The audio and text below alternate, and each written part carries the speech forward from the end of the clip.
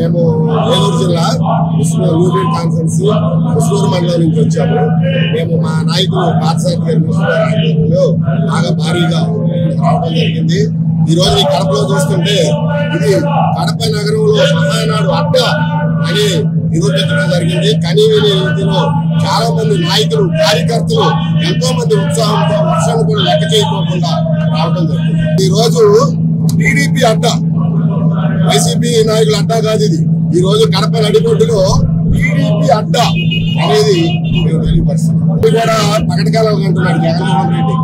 Rallies లో కూర్చొని నేను 2-0 చూపిస్తా, 3-0 చూపిస్తా, మేము 70mm చూపిస్తాం. కానీ 2-0 చూపిస్తే మేము 70mm చూపిస్తాం. అసెంబ్లీకి వచ్చి నిరూపించు, ఏదో బయట ఉండి దాక్కుని మాటలు చెప్పి నేను 2-0 చూపిస్తామని కాదు. ఈ రోజు నీ అడ్డా అని అంటున్నావు కదా, నీ అడ్డాలోనే టీడీపీ మహానాడు ఘనంగా నిర్వహించడం జరుగుతుంది. గ్యారంటీగా ఈసారి అన్ని కూడా క్లీన్ స్వీప్ చేస్తామని మేము గర్వకారణంగా చెప్తాం.